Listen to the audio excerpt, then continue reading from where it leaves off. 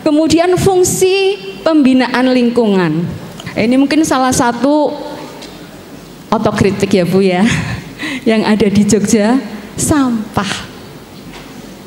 Sebetulnya kalau pembinaan lingkungan itu dimulai dari rumah tangga, masalah sampah itu tidak ada. Misalnya mulai dari tingkat keluarga kita sudah memilah, oh ini sampah organik yang bisa kita kelola untuk menjadi pupuk.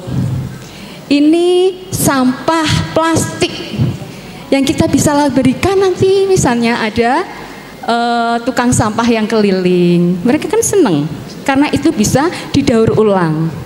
Sampah yang berbahaya, jadi nanti sampah yang dibuang itu tinggal sedikit. Kalau pengelolaan di tingkat keluarganya itu juga sudah bagus. Memang ada di beberapa desa, beberapa kampung yang sudah mengelola bank sampah ya, tetapi mungkin belum secara integrated.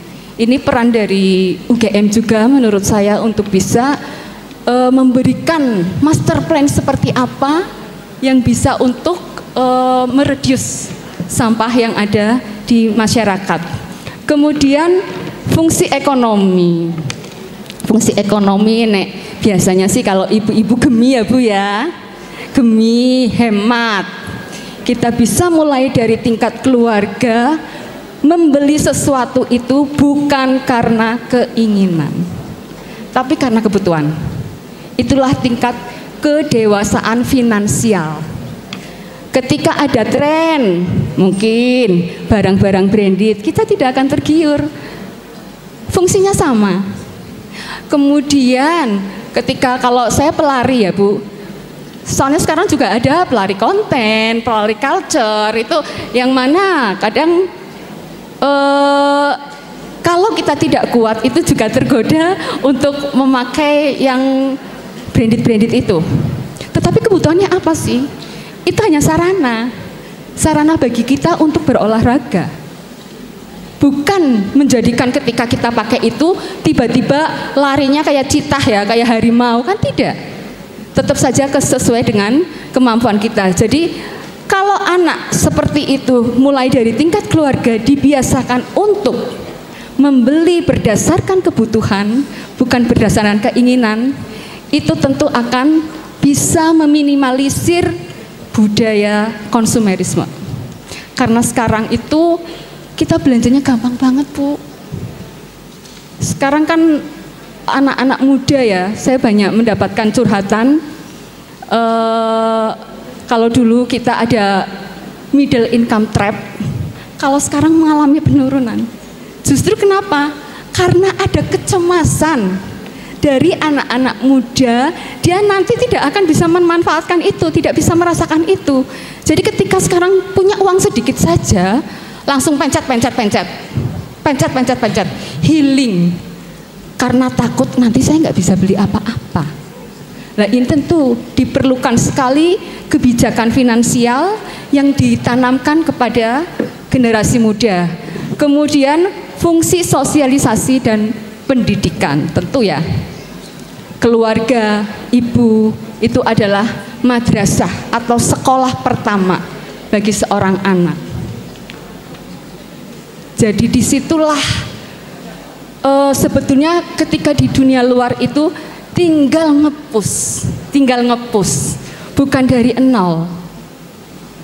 Bukan ketika anaknya tidak bisa sekolahnya yang dikomplain. Ini sekolah bayar mahal-mahal kok anakku belum bisa membaca. Misalnya seperti itu. Pada sebetulnya basicnya tetap dari keluarga.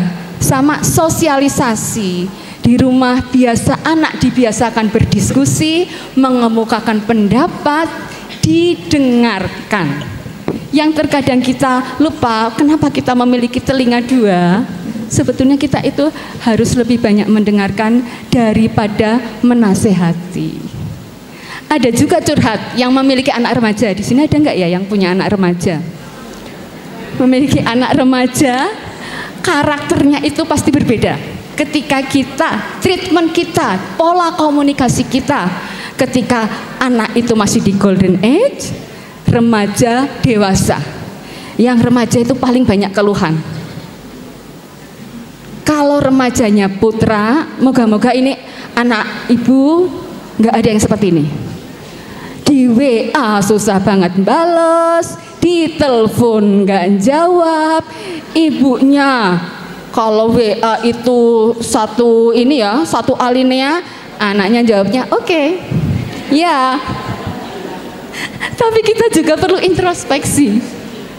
Apakah pola komunikasi kita itu template? Jawabannya nanti juga template. Lagi di mana, ngapain, sama siapa, sudah makan atau belum, tadi ulangannya bagaimana. Nah, ini jawabannya cuma ya, I love you. Wah, itu. Kalau anak cowok ketika ditelepon jawab I love you itu dia malu sama teman-temannya. Kalau anak cewek enggak. Tapi semakin besar enggak, semakin bisa memahami orang tuanya. Kemudian kalau anak cewek, anak remaja cewek, ini SMP, SMA, banyak yang malu, aku tuh paling nggak bisa ngobrol sama dia. Hasilnya nanti pasti berantem, katanya seperti itu. Jadi anak itu keluar kamar hanya ketika lapar. Begitu sudah makan masuk kamar lagi, karena di kamar itu kan adem. Ada AC, ada wifi. Jadi dunianya itu sudah dunia handphone. Dia sudah tidak, seolah-olah tidak membutuhkan interaksi dengan lingkungan. Tetapi mungkin ketika saya tanya ke remajanya, ini kan dari sisi orang tua, kenapa sih kalian kok kayaknya malas banget kalau ngobrol sama orang tua, padahal orang tua itu kangen ngobrol sama kalian. Katanya gini, ya polanya sama aja. Awalnya memang mau ngobrol, lama-lama lecturing, lama-lama kuliah, lama-lama nanya ini yang bersifat kewajiban. Kamu nilainya kemarin ini loh, besok harus sekian kan? Jadi mungkin jembatannya adalah kita yang menurunkan grade. Kita pernah muda, anak kita belum pernah tua. Komunikasi yang dijalin adalah kita menggali anak kita itu sekarang senangnya apa. Walaupun kita sudah nggak paham, teknologinya juga sudah beda kok. Kalau dari sisi teknologi saya pasti berguru sama anak, nggak malu Bu. Aduh Bunda ini gaptek banget, gimana nih kalau kayak gini gimana? Wah, nggak apa-apa. Ada jembatan, ada apa ya, benang merah yang kita bisa komunikasikan dengan anak. Misalnya anak SMA sekarang yang cowok lagi suka bola misalnya Bu, ya mau nggak mau harus belajar tentang bola biar nyambung. Pemain yang disenangi siapa, klubnya apa, pola permainannya bagaimana, jadwalnya apa. Lah kalau komunikasinya mulai dari yang asik-asik, anak akan terbuka. Ibu dan bapaknya juga mengkomunikasikan hal yang sehari-hari. Bukan hanya peran saya ibu, kamu anak. Tapi kadang kita menjadi teman. Kita kadang curhat juga ke anak. Itu anak merasa dipercaya. Oh, ibu kok mau ya mengungkapkan unek-uneknya ke saya. Tetapi bukan menjelek-jelekkan ya Bu. Bukan apalagi menjelek-jelekan suami, jangan Bu, menjelek-jelekan suami ke anak. Kadang kita butuh dukungan dari anak. Itu loh bapakmu, susah banget kalau dibilangin, misalnya kayak gitu ya Bu ya. Kalau ibu kan paling seneng kalau ada kejadian sesuatu kan, udah dikasih tahu kan, wah kannya ini yang kadang bikin anak itu juga pusing. Fungsi reproduksi tentu sudah paham semua. Lanjut Mas. Waktunya, oh ya sudah tinggal sedikit ya, waduh. Ya ini dari sisi bagaimana pola asuh yang sehat. Tadi sudah saya singgung sedikit-sedikit. Apabila komunikasinya itu positif, tentu anak juga akan tumbuh dengan menjaga nama baik, tidak usah ditekankan. Dia tahu ketika agamanya kuat, apapun yang kita lakukan itu diketahui oleh Yang Maha Kuasa. itu sebetulnya sudah benteng utama. Benteng utama dari seorang anak ketika apapun yang kita lakukan di dunia ini nanti dipertanggungjawabkan, itu akan benar-benar menjadi border ya, benar-benar bisa menjadi ini. Kemudian mudah bersosialisasi. Anak introvert, anak ekstrovert itu tetap bisa bersosialisasi dengan caranya. Bukan berarti anak introvert itu tidak bisa berkomunikasi, karena saya juga introvert. Kemudian berprinsip dewasa dan memiliki akar keluarga.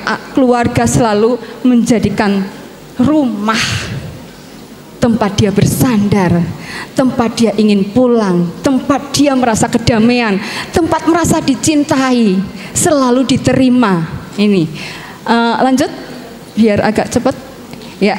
Nah, kemudian dari sisi seorang ibu, pasti menjadi ibu struggle ya Bu ya. Ketika kita memilih mau bekerja atau tidak bekerja, itu juga pasti ada pro kontra. Saya juga mengalami Bu. Ketika kita bekerja, ada nggak yang nanya, emang gaji dari suami kurang? Ada nggak? Ada. Gajimu berapa sih? Ada. Saya dulu ASN dan hanya menjadi staf. Kok ya keroyo-royo sih gitu, ambisi banget sih, kenapa nggak stay at home menjadi ibu seutuhnya. Tapi background saya itu, saya kuliah sudah yatim piatu. Itu yang membuat saya sadar saya harus mandiri. Saya tidak tahu umur suami saya, bagaimana ke depannya, bagaimana. Begitu frugalnya ketika kita tidak memiliki power apapun. Ini ya Bu ya. Kemudian ketika seorang ibu memutuskan untuk full menjadi ibu rumah tangga, ini juga tetap ada yang dibilang, ya ijazahnya nggak kepake dong, ilmunya nggak kepake. Padahal ilmunya Bu sangat-sangat terpakai untuk mendidik generasi, untuk mendidik anak kita. Jadi untuk ibu-ibu yang memutuskan menjadi ibu rumah tangga utuh, saya angkat topi, saya hormat sepenuhnya, karena disitulah ibu bisa apa ya, mungkin ada yang bilang tuh temanmu karirnya sudah mapan menjadi ini menjadi itu. Tidak. Harta kita yang paling berharga itu anak. Dan kita menyentuh sendiri hari demi hari, itu tentu kepuasan yang luar biasa. Dan meskipun anak dan suami kita itu diam, mereka itu tahu loh, bahwa di keheningan malam, ibunya yang cerewet itu selalu berdoa untuk anak dan suaminya. Itu agar anak dan suaminya itu mendapatkan yang terbaik, agar selalu dilindungi oleh Yang Maha Kuasa. Ini jadi, tetapi ibu semua, ibu adalah wanita yang berdaya, karena apapun keputusan ibu, mau menjadi ibu rumah tangga yang berkarir atau menjadi ibu rumah tangga yang sepenuhnya, ibu memiliki kemerdekaan untuk menentukan sikap. Itu menunjukkan ibu adalah orang-orang yang berdaya, bukan karena disuruh, tapi kesadaran pribadi. Karena dengan kesadaran pribadi, kita menjalankan semuanya itu dengan ikhlas. Tentu menjadi ibu yang juga berkarir profesional, tantangannya juga luar biasa, sangat luar biasa. Harus profesional di tempat kerja, membagi waktu dengan yang di rumah, membagi waktu dengan suami. Terkadang malah lupa memikirkan diri sendiri karena sibuk memikirkan orang lain. Lanjut Mas. Ya, ini tantangan untuk ibu rumah tangga yang berkarir. Kurang berapa menit Mbak? Biar saya. Oh 5 menit lagi. Oke, ini ya tantangannya ini. Dan terkadang apalagi kayak Mbak Olia ya, ketika kuliah S3, saya bisa membayangkan itu pasti terkadang lelah fisik dan mental ya. Karena ada kewajiban di sana, kewajiban di sini, kewajiban di sisi ini. Belum lagi sistem kita itu yang sosial culture. Harus juga ikut kegiatan PKK yang ada di kampung. Mungkin ada pertemuan-pertemuan. Aduh, padahal ini nanti aku harus membuat jurnal seperti itu ya Bu Alia. Ini tantangan-tantangannya. Kadang kita lelah, capek, stres. Belum lagi mungkin kalau di dunia pendidikan tidak ya. Di dunia pendidikan insya Allah enggak, tidak ada bias gender. Tidak ada bias gender. Karena kamu bisa berprestasi, ya udah sekolah, penelitian. Kalau di dunia yang lain, yang swasta dan sebagainya, yang benar-benar kompetitif, itu kadang ada bias gender. Mungkin kemampuan sama laki-laki dan perempuan. Terkadang yang promosi duluan itu adalah yang dipilih yang laki-laki. Dianggapnya laki-laki itu bisa fokus ngurusi kerjaan, kalau perempuan kadang harus izin ngurusi anak dan sebagainya. Ini kemudian ada juga mungkin seorang ibu, semoga di sini enggak ya, karena itu adalah keputusan dan itu konsensus juga dengan suami. Jangan pernah merasa bersalah untuk ibu-ibu yang berkarir secara profesional, karena sumbangan ibu juga luar biasa sekali secara finansial, dan anak juga memiliki role model. Oh ya, ibuku yang sesibuk itu aja masih sempat ini, masih sempat itu. Dan anak juga terbiasa untuk menjadwalkan kegiatan-kegiatan dia, karena melihat kesibukan bapak ibunya dan tahu dia selalu menjadi prioritas. Lanjut Mas. Lanjut, oke. Ini kalau untuk ibu rumah tangga full, ini rentan terkena burnout. Aduh, kok setiap pagi nggak sekolah tapi bangunnya paling pagi, masak, setelah itu bersih-bersih, ngantar anak sekolah, tidak sekolah tapi dia ikut belajar, ya. Kemudian di rumah 4 sehat 5 sempurna, makanan bergizi harus tersedia, ini dan itu. Rutinitas seperti itu setiap hari. Dan terkadang, mohon maaf, kurang terapresiasi.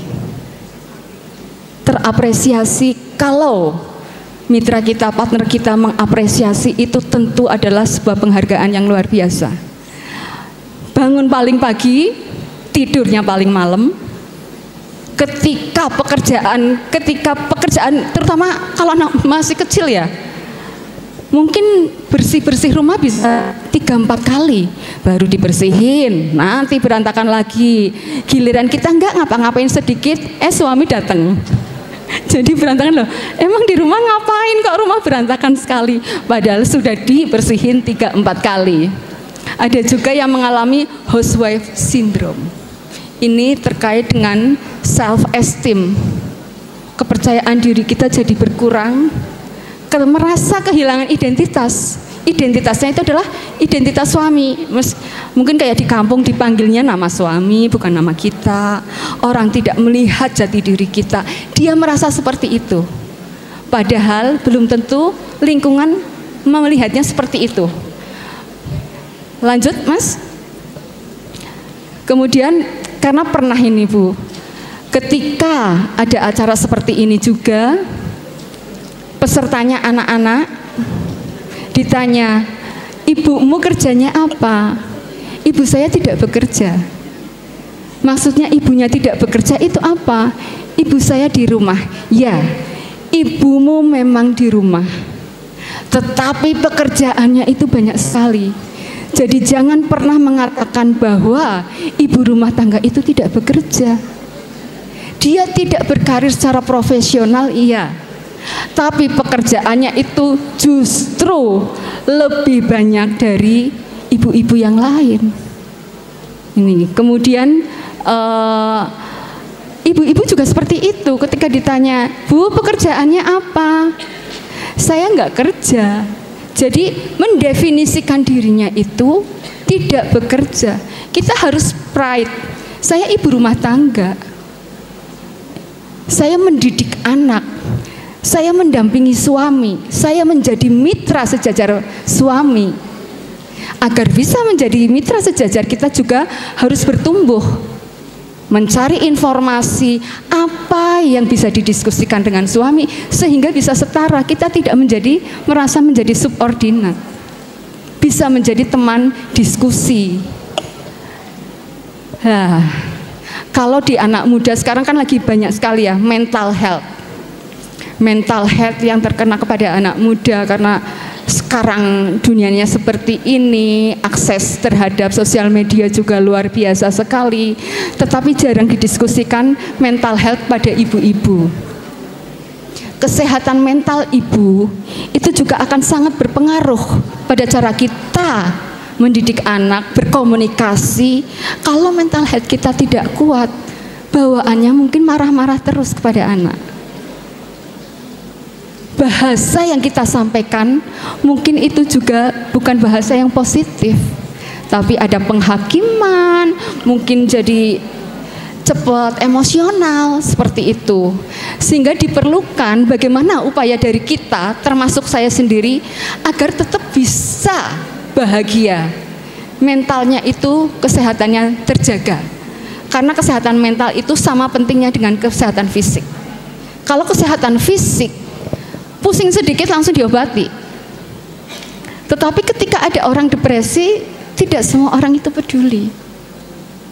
Padahal kalau orang depresi itu didiamkan terus-menerus, ini tentu akan sangat berbahaya. Ini salah satunya tipsnya adalah self love. Bisa menerima diri apa adanya. Tidak selalu membandingkan dengan orang lain, pencapaiannya, mungkin anaknya dibanding-bandingin, karir suaminya membanding-bandingkan. Tidak, nerimo bukan berarti kita tidak berusaha, kita tetap ikhtiar. Tetapi mengenai hasil itu tentu tidak hanya menjadi ini kita ya yang bisa mendefinisikan. Kemudian self care itu ya merawat diri bukan berdandan ya Bu. Merawat diri itu salah satunya dengan cara memiliki me time. Kalau saya di mana-mana biasanya gitu, Bu, jangan merasa bersalah, jangan merasa berdosa kalau kita menyisihkan 1 atau 2 jam untuk diri sendiri. Handphone tiap hari itu juga dicas. Ketika lowbat 0% atau 1%, kadang orang itu panik ya, tapi kita kadang lupa untuk ngecas diri sendiri. Kita lupa untuk bagaimana kita menyenangkan diri sendiri. Caranya tentu macam-macam. Yang suka, mungkin kalau me time yang paling disukai orang, kalau me time-nya itu masak ya, karena orang lain bisa ikut makan. Ada mungkin yang me time-nya seperti Bu Eni goes ya Bu, seperti saya mungkin olahraga, ada yang suka kerajinan, ada yang suka menggambar dan sebagainya. 1 atau 2 jam itu udah cukup untuk ngecas. Kita besoknya sudah siap lagi beraktivitas. Kemudian aktualisasi diri. Kalau di Dharma Wanita Institusi kayaknya ini semuanya sudah ada. Salah satunya mendapatkan kesempatan untuk berorganisasi, itu kan juga mengaktualisasikan diri. Nah, terus ini hindari lingkungan yang toksik. Mungkin ada orang yang kalau ngomong kok selalu membuat kita tidak nyaman. Kita lebih baik cut off, Bu. Sayangi mental kita. Agak menjaga jarak lah, ataupun kalau berkomunikasi ya sekedarnya, tidak usah oversharing. Ya sebagai makhluk sosial saja, tersenyum, tetapi kita tetap menjaga jarak. Yang agak susah itu kalau lingkungan toksiknya di keluarga atau di tempat kerja. di tempat kerja itu kalau atasannya ini bagaimana? Ya mungkin perlu juga nanti konsultasi ke ahlinya ya Bu, karena saya nggak tahu treatment pendekatannya bagaimana. Kalau yang toksik itu atasannya, kalau di perguruan tinggi insya Allah enggak. Tapi misalnya di tempat lain yang bekerja keras kita, yang mendapatkan kredit itu adalah atasan. Ketika ada kesalahan itu ditimpakan ke kita bawahan. Jadi kesalahan selalu ditimpakan ke kita. Ketika keberhasilan yang mendapatkan pujian adalah dia. Kalau terus-menerus seperti ini, tentu kita secara batiniahnya akan terkena. Tapi ya sebaiknya seprofesional mungkin saja. Kemudian kalau di keluarga, yang toksik suami bagaimana? Nah ini perlu dikonsultasikan ke ahlinya saja, ke psikolog ya, agar mendapatkan penanganan yang lebih pas. Karena kalau di psikolog kan nanti akan dikupas ya satu-satu apa. Oh oke. Kemudian oke. Terus cukup istirahat dengan cara tidur. Tidur itu istirahat yang tidak ada penggantinya Bu. Ini recovery dari apapun yang tidak ada penggantinya. Ditayangkan saja setelahnya Mas. Ya, ini self care itu adalah ini. Yang sebelumnya, ya self care ya self love ya, melakukan sendiri, mengenali diri, menerima ini. Lanjut. Kemudian self care itu olahraga lah, yang sekarang lagi banyak ngetren ini Bu. Silent walking. Sebentar ya, silent walking.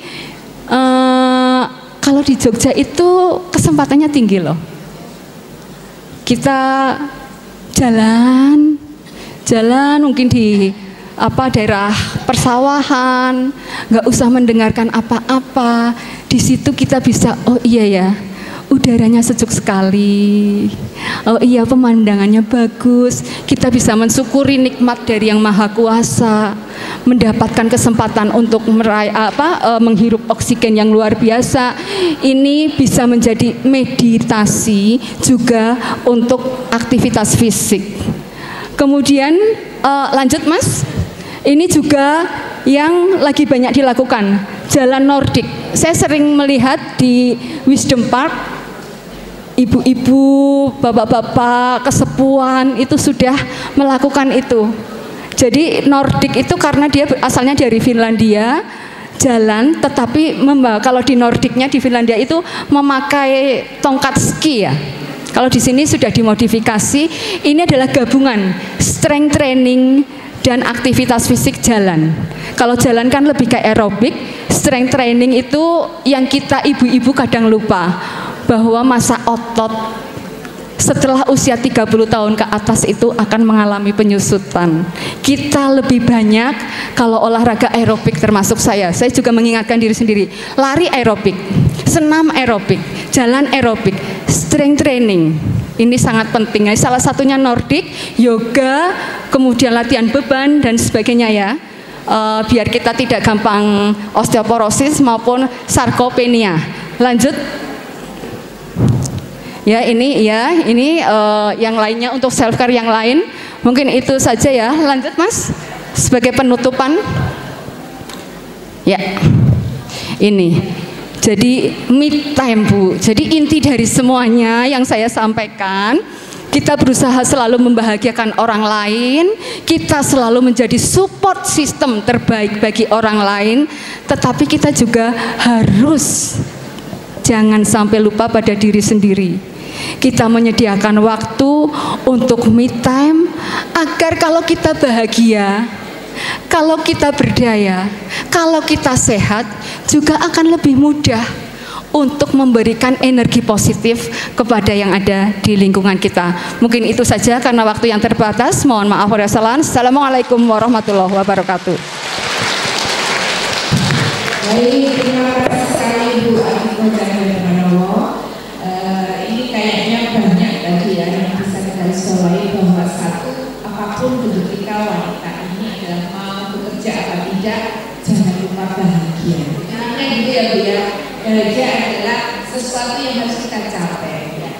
Baik, untuk melanjutkan dan supaya diskusi ini lebih hangat. Belum saya buka sudah pada tunjuk tangan di belakangnya, nggak apa-apa ya. Ya, silakan monggo ibu-ibu yang akan bertanya. Ini sudah ada 1, 2, 3, 4, 5, 6, 7, 8, 9, 10. 10 Mbak Uni ya Mbak. Ya, yang ini Mbak Uni aja 3. Kita bagi aja dari sana 1, dari tengah 1, dan dari sana 1. Nanti yang lainnya 2 beres ya. Saya hitung 1, 2, 3. Mungkin sebagai seorang istri pengajar, kadang-kadang kita juga kan harus misalnya ikut suami untuk kuliah di luar negeri gitu. Jadi ada hal yang perlu dikorbankan.